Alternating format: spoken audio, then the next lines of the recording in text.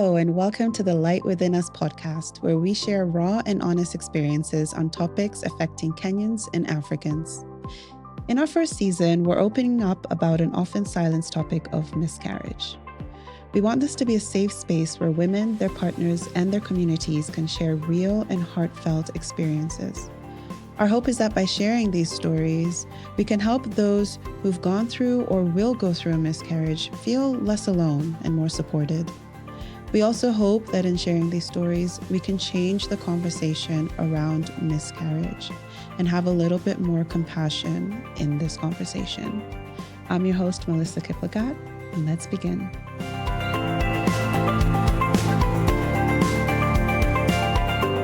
Hello, guys, and welcome to another episode of the Light Within Us podcast. I'm sorry, I know we took a little bit of a break, but we are back. And today I have a really young guest who's lived a full life. Do you want to introduce yourself, say your name, whatever you want to say about yourself? Absolutely. Thank you so much for this opportunity. My name is Anzrah. I recently turned 21 and I am a survivor. Young girls here doing so much. Okay, cool. So let's start the story at the beginning, I guess, of this journey. Just before, I guess, you got pregnant, what was life like? How old were you?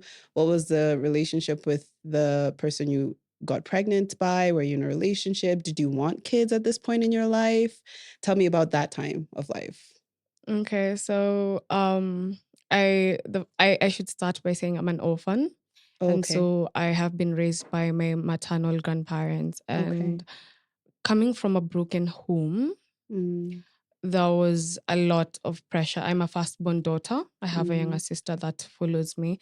So coming from a broken home, deep down, I needed acceptance and I needed love. And it didn't come from my family. So I outsourced it essentially. How old were you when your parents passed, if you don't mind? I was 1.5 years old. Oh, you were a baby. Well, I was a baby. Okay. And time and time So again, sorry. Yeah. time and time again, I have always been reminded I'm an orphan. And that was the first thing I knew about my identity. Oh, I didn't know myself wow. as Banis. I didn't know myself as Anzrah. I didn't know myself as an intellect. I only knew I was an orphan.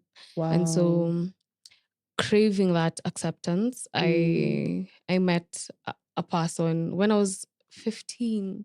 Wow. Yeah. A baby. I was still a baby. I was 15. And you can Yeah. imagine someone tells you you're beautiful, and that's something you've never had before. No one sees you as beautiful. No one sees you as good. And this person sees you as that. And unfortunately, this person was 11 years older. What? Yes. So he was what, 26? Yeah, 26 going on 27. Oh, yeah, wow. He was born in 1992, so do the math. I got my a D gosh, plus he's a in year math. younger than me. Whoa. Okay, wow. How did you guys meet? We lived in the same geographical location, and it was somewhere I used to buy clothes, and he was often there, and he really loved my art. During that time, I used to paint a lot. Okay. So he loved my art, and I felt accepted. Wow. Okay. So you guys were in a relationship? Not essentially. Okay. We used to talk, but it was more of, it got sexual real fast. So more like situationship? Yes. Okay. So one time I got sick in November of 2018. Okay. I got sick. And then December, I went to hospital, and my 2 aunts took me to hospital. And they didn't really tell me what was wrong with me. And the following morning, my grandma calls from Shags, and she was like, Banis, you're pregnant. Wait, so the doctors told your aunts, not you? Not me. And then your aunts didn't tell you? Yes. And what's sick? Like, how were you feeling? I was puking. I had chills. I was a sickly child. Okay. Since childhood. So it wasn't a big deal. I knew it was probably a passing wave because I used to get sick often. So when they told me like, yeah, you'll be fine, I was So they just told you you'll be fine Yeah. and sent you home? Yeah. Okay. So my aunts call my grandma. My grandma calls us in the morning and then she's like, "You're pregnant." And I didn't believe it. I went back to the hospital and the doctor was like, "Yeah. And if you want to remove it, it's 10,000 shillings." So you can What? imagine I'm a 15-year-old trying to look for 10,000 to Oh, abort this thing because what now can you do? Yeah. my granddad was temperamental. He's someone who's fiery. Mm. He's a fierce person. So I was so scared. I knew I was done. So at this point, you're not living with your grandparents. I was with them. Okay, so when you were sick, you were at home with your Yes. grandparents. So you went home to be with your grandparents when you Yeah. found out you're pregnant. Yeah. Whoa. My Okay. granddad hadn't been told yet. So Okay. I tried getting my friends and we contributed the 10,000 shillings. Actually, we got it like real quick because it was an emergency. Yeah. So some friends asking their moms, some friends are chipping in from their savings. So 10,000 shillings was raised. And then I decided, let me go for an ultrasound. One of my friend's sister was like, let's Yeah. go for an ultrasound. So the nearest place was in Donholm. When we reached there, the ultrasound place wasn't open. So we had to go to CBD and there was traffic and it's late. And Late at night? yeah. Oh, wow. Okay. And then for you to get an ultrasound, you have to have consumed a lot of water so that your bladder is full. Okay. I was trying to drink water. My bladder wasn't getting full. So I had to go walk around. And remember, my granddad is very strict. So what am I doing outside in the dark? And wait, I'm sorry. Where's the guy in this picture? Did you tell him that you're pregnant? The guy gave me 1,000 shillings. He didn't want anything to do with it. What? He never used to answer my calls. So After you told him now? yeah. So him, he was just done. Like, I'm out here as 1K, sort yourself out. Yeah, he was done. So okay, so back at night, you're looking so I did the ultrasound. It was confirmed I was pregnant. Yeah. But Did they tell you then how far along you are? I was around 2 weeks. Okay. Yeah. So I remember, I can't really remember the content of the ultrasound, but I remember they had mentioned about me having ovarian cysts and what's not. So like, I don't have a copy of the ultrasound, but it was confirmed that I was pregnant. So in my head, it's late at night. I can't 2 go weeks or back 2 home. months? It was 2 weeks, 3 weeks. It wasn't far long. Okay. How long had you been sick for? Around a month. But remember, I had a lot of issues. I was asthmatic, so I didn't really connect it. Okay. So you do the ultrasound? So I'm doing the math and I'm like, my granddad is going to kill me. Where do I tell you I'm coming from? And I knew in my head, probably he had already been told. So that's how I decided not to go home. Huh? And I didn't go back. What do you mean? Okay. You went where? I didn't go back. I tried looking for like a place to sleep the first day, the second day, the third day. It was just basically couch hopping. And were you talking to your grandmother at this point or any of your family? You just disappeared. I ghosted. So after 3 days, a friend of mine lost their mom. Okay. Actually, I was walking with a friend of mine. No one knows what's really going on. So I'm walking with a friend of mine and then he receives a call. His mom had passed on. And this friend didn't know you were pregnant? Okay. So I was like, let's go to Coast. Let me console you. Let me go. Let's go bury your mom. But they don't know. Want somewhere to go. I don't have anywhere else to go where I'm homeless and I'm pregnant and I'm 15. So I went to Coast to bury the mom. So December, this is now December. December ends, the mom gets buried, and then January comes. All of us are supposed to go back to Nairobi to school. But the people I'm with, they were wondering, how come this girl isn't going back to their home? And all this time, are you still feeling sick? But them, they're not noticing that there's something off? No. Okay. They just, probably they thought I was a picky eater because I never used to eat a lot. I used to be incognito, if that makes sense. I never used to make myself seen. But they knew I was there. Yes. So the father of my friend gives us transport to go back. Now I'm coming back to Nairobi. Remember, the mom was buried in Coast, so I'm coming back to Nairobi. I have nowhere else to stay. Yes. So I'm trying to contact this guy. I'm like, yo, I'm stranded. The guy who got you pregnant? Yeah. And then he's like, come with your own fare, I'll reimburse you. I don't have my own fare. I don't have money. You're 15. Oh my gosh. And I went back. I found a way, went to his place, tried knocking. I used to knock, he's not opening. I used to knock, I used to cry. Yeah, the time he tried to accept me a little bit. He used to hide me because he used to live with his mom. Separate rooms, it's a plot. So he used to live with his mom. He has his own separate room. So I used to be hidden. But even me being hidden, he's only giving me a place to sleep. Food, he never used to provide. So and you're pregnant. So yes, you're not taking any prenatal, anything's nothing. I'm not eating anything. If I get food, it's probably by asking friends. No one really understands what I'm going through. No one knows I'm pregnant. But okay, so the friends who had helped you raise money, them they know you're pregnant. Them they know, but it wasn't. We weren't close, and I cut ties with people. When I was in Coast, I lost my phone. I lost my contacts. Oh wow! So it was a difficult time. Okay. So the friends that I'm with, remember I told you the guy and I lived in the same geographical location. Yes. So no one knows I'm pregnant for this man. Okay. So he never used to give me food. So when it reaches 6 a.m. in the morning, I get out, just walk. Find somewhere to be. Just walk. And then I'll come back in the evening, sleep. Were you ever scared of like your grandparents seeing you? Like on the road? I used to hide. There's a time I saw my granddad walking. I hid. Oh, wow. Because how do I face him? Yeah. I'm already a disgrace, you know? So distinctively, I remember days before Valentine, this man used to abuse me, So days before Valentine, one day before, he texts me. I got a phone, a tiny phone. So he texts me and tells me, go and never come back. And I'd made my decision, I'm not going back.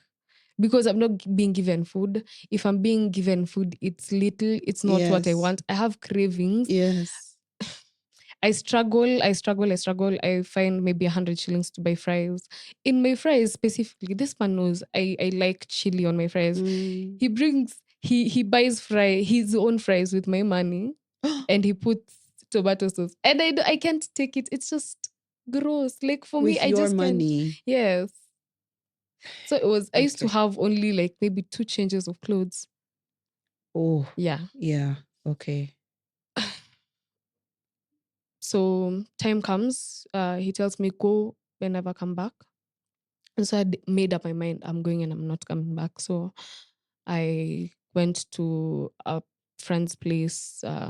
I stayed there. I was like basically helping her with house chores just for a place to sleep and for food. And this friend is living with her family? Yes. And so they know that you're there? They know I'm there, but then they don't know. They don't understand I'm pregnant. They don't know. They don't know. So yes. One time I was walking and this man sees me and then he's like, please come. Come back. And I went and I went and I listened and he was like, I put for you food because I knew you were very stubborn. You would have come back eventually. And I was like, I was done. So he decided to step up. I was like, okay, I love you. It's just that I'm confused. So he decided to step up and I was still being hidden. So the mom doesn't know. Mm-hmm. So he decided to step up. At least he was giving me food like maybe once a day. Mm-hmm. So the mom used to have a house help, a tiny girl from Narok. So the house help, Haja Chanuka, she's not conversant with urban life. So when the mom asks, who has been here? Barney's. She's being asked, who's Barney's? She's like, Barney's. How do you not know Barney's? Because the mom used to go to work during the day and then she comes back at night. So at night, I'm hidden. I'm in the room. I'm not. So the house help has seen you all the time. The mom has never seen you. The mom has never seen me. So we decided to tell now the mom, I'm pregnant by your son. So the mom was, she was like, okay, now what can she do? Because if she knows if I meant things with my family, they would have jailed this man. Exactly. So she was covering for her son. The sister of the son was very abusive, very toxic. The whole family was toxic. Towards you. Yeah. So time comes and I'm supposed to start clinics. Yes. Getting a hospital is crazy because now I'm 15 years old. How do you go and explain that? Yeah. So I tried going to Pumwani maternity and they told them I'm 17, turning 18 soon. And they're like, come with your birth certificate. Are you serious? Wait, they asked? Yeah. So now if you're a teenager and you're pregnant, what are you supposed to do? Come with your birth certificate, with your... I really struggled finding a hospital that could accommodate me, but fortunately I got one. Yeah. I found one and we did the blood tests. I got the purple clinic book. And so at this point, because I know you'd said when you found out you would really wanted to have an abortion. Mm-hmm. So at this point, have you decided you're not doing that? Or at what point did you decide I'm not having an abortion? What happened was, now I realized I've lost my family. I've lost everyone. I've lost my friends. I've lost this man. He's abusive. So I was like, this is the only thing I can hold on to. Have. Yeah. And remember, when I was in Coast for the burial, there's a time I contemplated suicide. I was like on the rooftop in Nyali. And I was like, I'm gonna jump. I'm gonna jump. And I don't know what held me back. Yeah. But I didn't. And I'm grateful. I'm grateful. So going for the first clinic, got the blood test, got the purple book, and then we were scheduled for another appointment later on. So there's this instrument that they listen to the fetal movements. It's called a fetoscope. Yeah. So they placed the fetoscope on my tummy. I'm 5 months pregnant at this point. So they're putting the fetoscope on my tummy and they're like, run to go get an ultrasound. That hospital didn't have a capacity to have like an ultrasound. So I had to like look for the nearest ultrasound place. So we go there with this man and then they make me drink water. They drink water and I drink water. And then they do the ultrasound. And they're like, there's no heartbeat.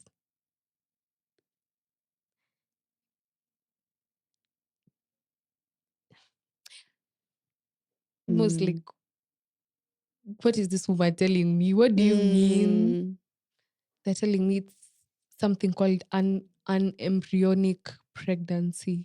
I did not understand those terms. I still don't understand those terms. Yeah. Essentially, they were saying my tummy would have gotten bigger and bigger and bigger as the amniotic fluid would have built up, but the baby would never have developed. Okay. It was just a mass in my tummy. So that was on the 26th of April, 2019. So on the 29th, I was scheduled to go have a D&C. Yeah. So now finding the hospital that would conduct that. Remember, I don't have an ID, I don't have identification, I don't have anything. So we had to go to Mama Lucy Kibaki Hospital. Let me backtrack. Yeah. After being told there's no heartbeat, this man had a meeting in town. He didn't take me back to the house. He was like, you go back to the house alone. I have to attend to this. After just finding that out. Yeah. Did he have any reaction when he found out? So I have to go back to his house. I remember I closed the curtains. I put on the TV. I switched on the TV. And it was just... The TV was... There was sound coming out of the TV, but I don't remember anything. Yeah. I was numb. That night, the sister told me it was a good thing. The mother told me it's a good thing, you know. So now I have to... Now they're making me rationalize the extent of what I've just been told. Yeah. So on the 29th, I go for a TNC in Mama Lucy Kibaki Hospital. The doctor that was attending to me was in a hurry. I remember we stayed at Mama Lucy for the longest time, trying to like find someone who could help with the DNC. So I got to the theater maternity room at 5 p.m. And this doctor she has to take her kids to school, or take her kids to get shaved so that they go to school the following morning. She's in a hurry. She needs to do this thing quickly. Told you, yeah, I have other things to do. Yeah. So they gave me an injection. I didn't even stay 5 minutes though. Like, now you have to go through this procedure. This thing was very painful. I don't think I have ever. Anything. You could feel everything. I felt everything. Jeez. I felt everything. And you're 15, my and gosh. coming at that time I was about to turn 16, so 15 going on 16. So were you with his family? Were you with him? Who were you there with? With him, because there's no one in his family who could have taken me. Okay. So coming back, they didn't even give me the courtesy of getting me a cab because it's smoother. I went back home via public service. Are you serious? Yes. After having your DNC? Yes. I'm every vibration, every. Oh my gosh. If the matatu comes to an abrupt stop, I will feel it. Oh my gosh. And you're 15. And I'm 15. Coming back home, they're like, this one is God's plan. Yeah, it's a good thing, you know. And remember, these people had no plans of taking me back to school. They were like, I remember the sister had said, she had said she would rather her mother continue building the house than take me to school. So I lose the baby. I don't talk about it. It's not something I can really talk about. So anything? Was he talking about it at all? Did he seem sad or anything? Life had to move on. So now I was the house help of that. I became the house help of that household.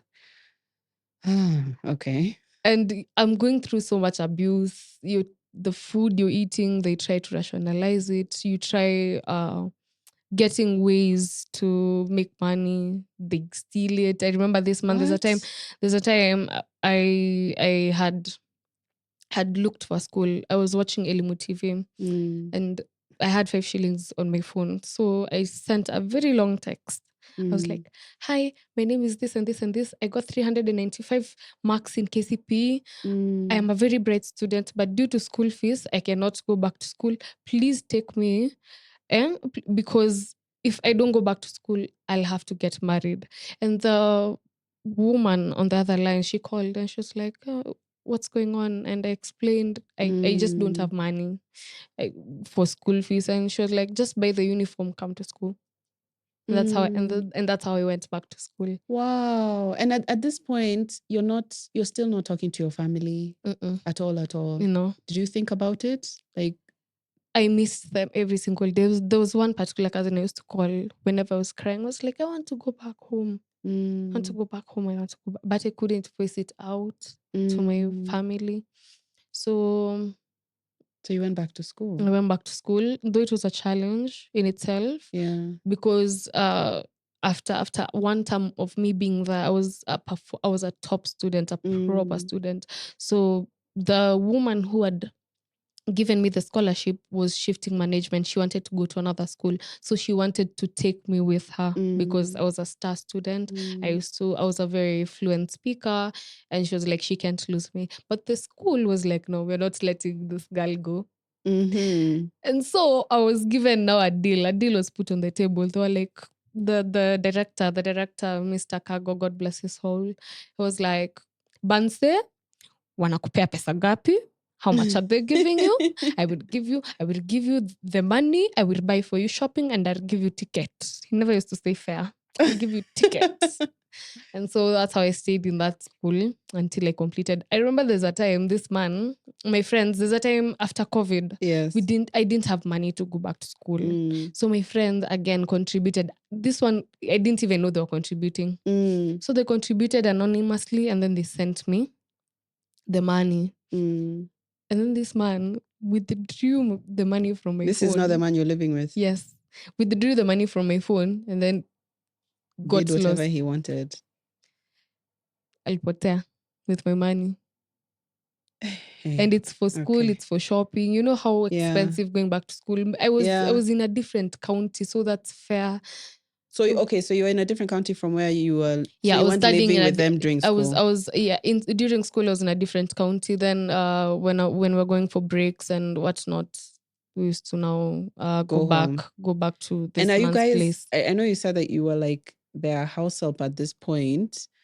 Were you and him still situationing, shipping, or no, was just... this man had graduated. Now he was like, you're my wife, I'll marry you, you know. Yes, I'll marry you, I love you, we're going to have a family. And I held on to that. And for some reason, I held on to that until I realized now this man is not good for me. And this whole time you've gone back to school and everything, are you telling anyone that you were pregnant, that you lost your child? Are you talking about it with him, his mom, his sister? No. Like, it's just something you're just not talking about to anyone? I had a particular blanket. The house help. Remember that house help? Yes. So that house help had given me a blanket. It was white with pink flowers. This when you're pregnant? Yeah. So I used to carry it in school. It always used to be in my suitcase. I used to sleep with it.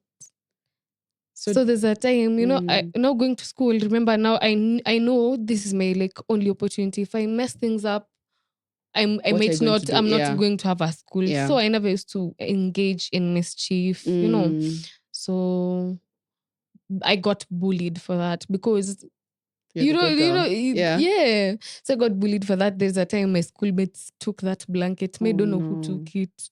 So they took that blanket. I kept crying until like someone had to stand up for me and they're like, give it back. Yeah.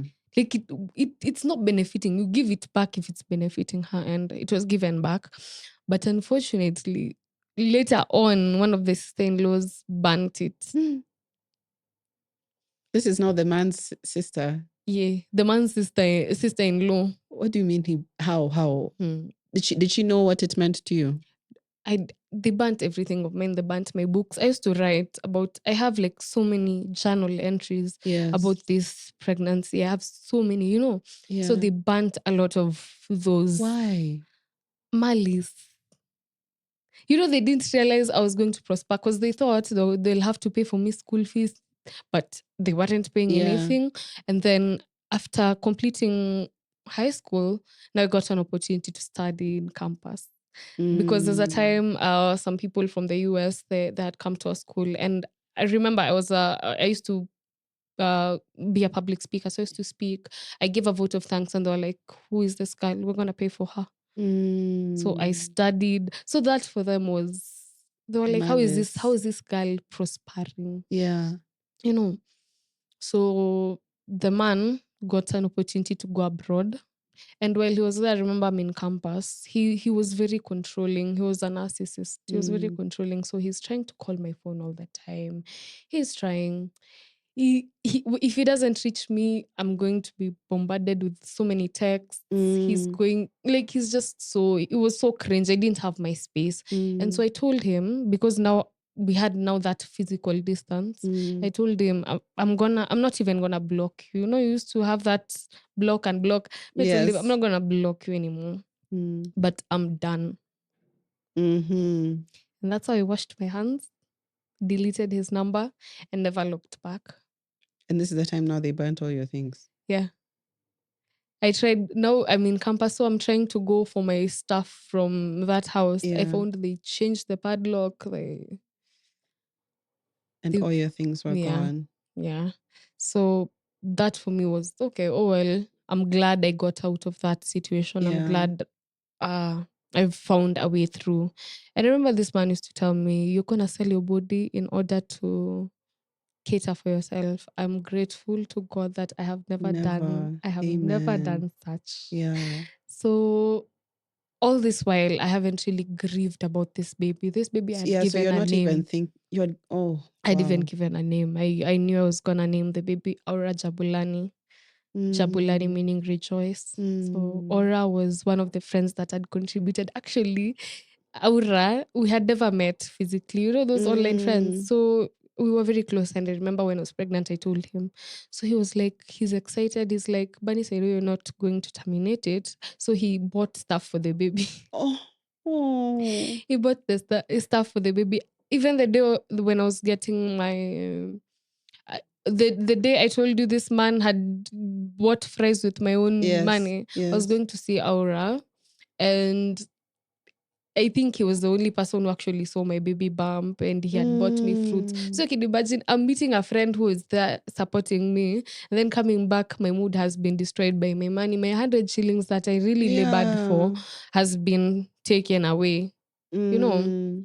So I had given this baby a name. So now the grief started coming after he was abroad. I mean, campus.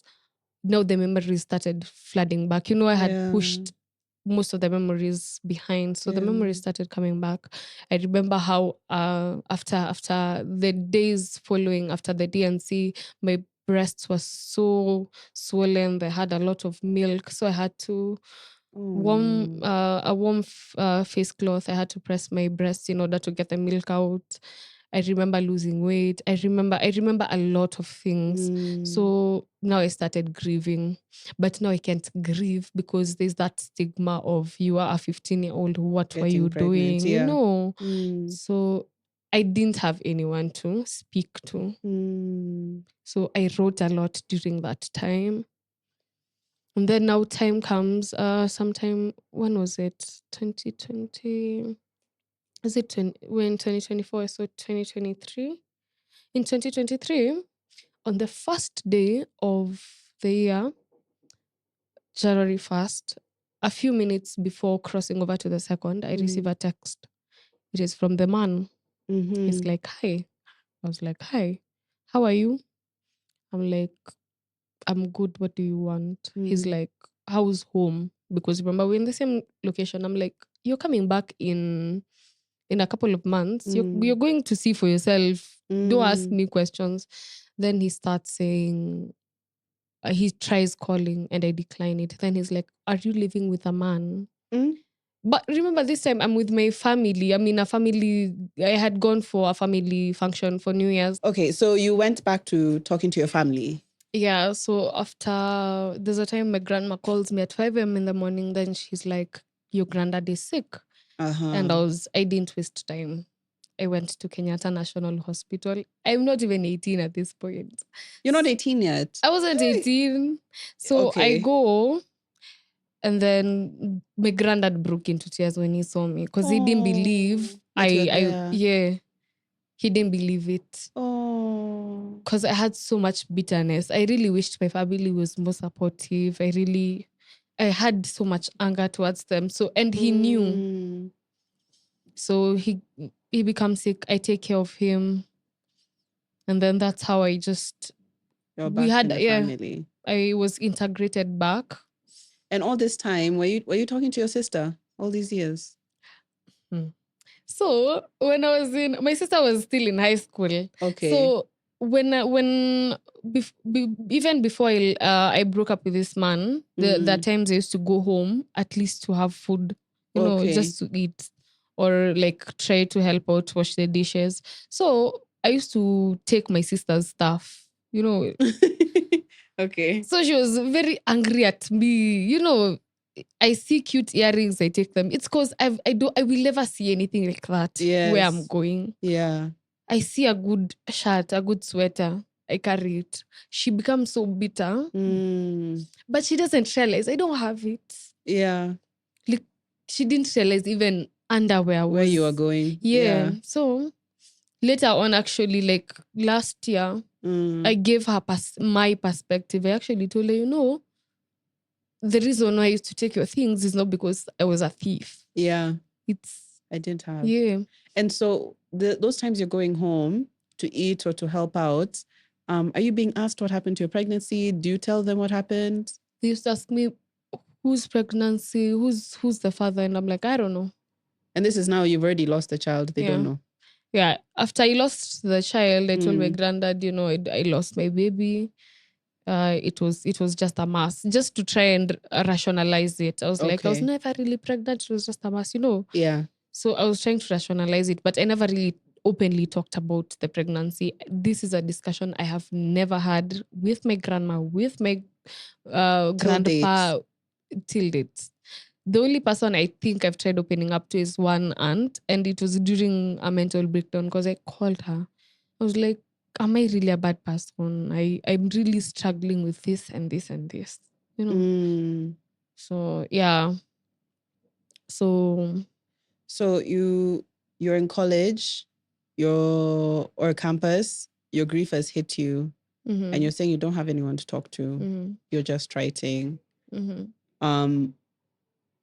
Does it get better at any point, or maybe I should ask, because that was what, last year? So like, where would you say you are now in that process? So this man on the first day transitioning to the second day, so he texts me wild stuff. Yes, he texts you. He texts me wild stuff. He's like, you're never gonna have a baby. Every pregnancy you get will bleed out. God forbid. Start adopting. Go get a gynecologist. So you can imagine, this is midnight, so my family is asleep, but we're a lot in the same space. So I can't cry openly. You know, so those cries that you really stifle in your sleep.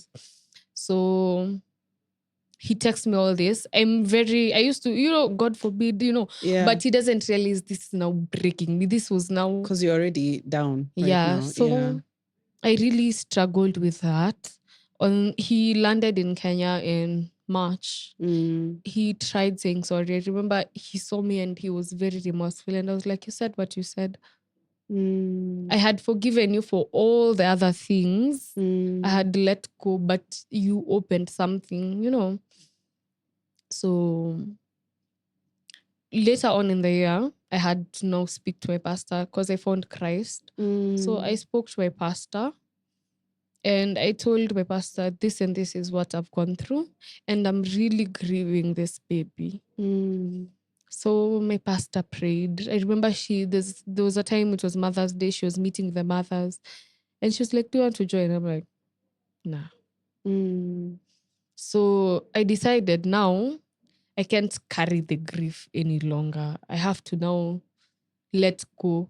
Because now I was the only one who's grieving this baby. And it's so weird because it's a face you have never seen, a voice you have never heard, that toes you have never counted. Like, this is someone, essentially, no one else is going to feel the way you felt it. So I decided now I have to give God my baby. Because now I knew she's safe penye ako. And so that's how I nilipea tu Mungu anishikie. Like I know like I'm going to meet them eventually. So yeah. I can't lie, there are days like, yes, you're going to feel sad, but like I'm grateful that God is a redeemer. Because I don't feel as empty. I lost my identity. Because now I'm not a mother of anyone. But I'm grateful I'm 1 in 4. Because without these experiences, I wouldn't have seen a certain perspective to life. Maybe I would have hated my life. I would have sunk into postpartum depression. I'm in a better place. I don't think of her as a sad thing because I realized my grief was just love that had nowhere else to go. So I've started being vocal about this story, not with many people. I think this is the first time I'm actually going public with people I don't know. But I've spoken to maybe 3 people about this. And I'm grateful that I have a good support system. Okay. Yeah. So whenever I feel like extremely sad, I can be able to tell someone like, you know what, I'm going through this and this right now. And I'm grateful that I have people who hold my hand. Okay. Yeah. Whew, what a story. Thank you for sharing it. I think to close out, I'm going to give you the option. If you want to speak to people who are going through this right now, you can, or if you want to speak to your child, you can. Well, what do you want your last words for this to be? To my baby, just because I don't hold the pain doesn't mean I don't love you anymore. I love you to infinity and beyond. Yeah, I have a baby in heaven, and that's a good thing. Yeah. To anyone who's going through like the loss of a child, whether miscarriages or seeds or there is life. There is life in the darkness. There is life after darkness. There's a way forward. Like I know sometimes like life might feel like you've hit rock bottom, but once you're at the bottom, the good thing is you can never fall further. Yeah. You can only rise. Yeah. So pick yourself up, be like a phoenix, transform, rise from the ashes, essentially. And last question. What do you wish people knew about miscarriage, or maybe also in your especially having a miscarriage as a teenager? What do you think people just don't know, they don't understand, or you wish they knew? I really wish people gave people grace. Kindness is the best religion. If people were kinder, if people tried to understand the situation, I think things would have turned out different. But give people grace, because people fall and people rise. I'm grateful I have risen. So, and also give your teenagers, please try and understand your teenagers, because sometimes when you think someone is acting up, it's not that. It's just they're going through a tough time. So give a listening ear without judging. And then things essentially are going to be smooth with clearer communication between a parent or a caregiver and their teenager. Okay. Yeah. Thank you. I told you this before we recorded. You have lived such a life. You're 21 now.